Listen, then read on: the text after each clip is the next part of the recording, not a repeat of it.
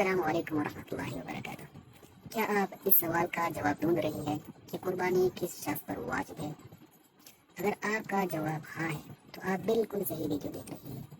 اس video میں آپ کو اس سوال کا جواب ضرور بتا دیا جائے گا، اور اس کے ساتھ ساتھ ایک اور سوال جو کہ جاننا بہت ضروری ہے، اس کا جواب بھی آپ کو بتا دیا جائے گا۔ دوسرا سوال یہ ہے کہ قربانی کا نصاب کیسے حساب کیا جاتا ہے۔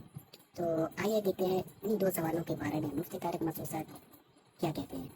قربانی کے نصاب میں 5 چیزیں دیکھی جائیں گی۔ 5 یہ خوب اچھی طرح دماغ میں بٹھا لیں، اور یہ 5 چیزیں کس دن دیکھی جائیں گی؟ بقرعید کی صبح صادق، یعنی 10 ذی الحجہ کی صبح صادق سے لے کر 12 ذی الحجہ کے غروب آفتاب، یعنی یہ جو 3 دن ہے نا قربانی کے، 10 11 12، ان 3 دنوں میں کوئی شخص صاحب نصاب ہو تو اس پر قربانی واجب ہے۔ صاحب نصاب کا مطلب کیا ہے؟ یہاں پر قربانی پر خوب سمجھ لیں۔ سونا ہو کسی کے پاس، یا چاندی ہو، یا مال تجارت ہو۔ تجارتی مال کا مطلب وہ چیز جو بیچنے کی نیت سے خریدی ہو، کوئی پراپرٹی ہے بیچنے کے لیے خریدی، دکاندار کا جو جتنا سامان دکان میں پڑا ہوتا ہے سب بیچنے کے لیے خریدا ہوتا ہے، کوئی کپڑا آپ نے خریدا تھا، خریدتے ہوئے بیچنے کی نیت تھی، تو یہ تجارتی مال کہلاتا ہے۔ چوتھی چیز ہے نقد رقم، کیش، یعنی جو بھی آپ کے پاس بینک میں یا جیب میں جو کیش اماؤنٹ پڑا ہوتا ہے، یہ 4 چیزیں ہو گئی۔ 5ویں چیز ہے ضرورت سے زائد سامان۔ ضرورت سے زائد سامان میں بہت تفصیل ہے، آسان اس کی ایک جو ہم اگر ضبط کر سکتے ہیں تو وہ چیز جو پورے سال بھی استعمال نہ ہوتی ہو، گھریلو چیزوں میں وہ چیزیں جو پورے سال بھی استعمال نہ ہوتی ہوں، جیسے کپڑے، کوئی یا برتن ہے، ڈنر سیٹ ہے، پورے سال استعمال نہیں آتا۔ اسی طرح کوئی پراپرٹی پڑی ہوئی ہے جو نہ کرائے پر دی ہے آپ نے اور نہ آپ اس میں رہتے ہیں، وہ پراپرٹی بھی ضرورت سے زائد میں داخل ہے۔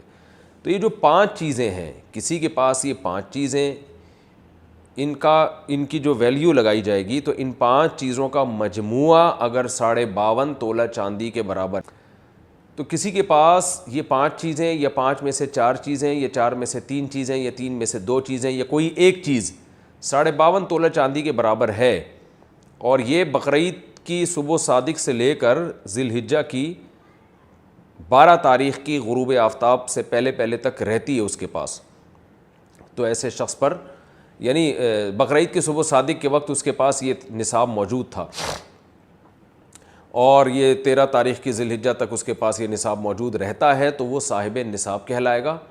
13 تاریخ نہیں، 12 تاریخ، 10 11 12 3 دن، تو وہ صاحب نصاب کہلائے گا اور اس پر قربانی واجب ہے، بشرطے کہ یہ جو 5 چیزیں یا 4 یا 3 یا 2 چیزیں میں نے بتائی ہیں، ان میں سے سب سے پہلے قرضہ مائنس کیا جائے گا، یعنی قرضہ مائنس کر کے 52.5 تولہ چاندی کے برابر بن رہا ہو۔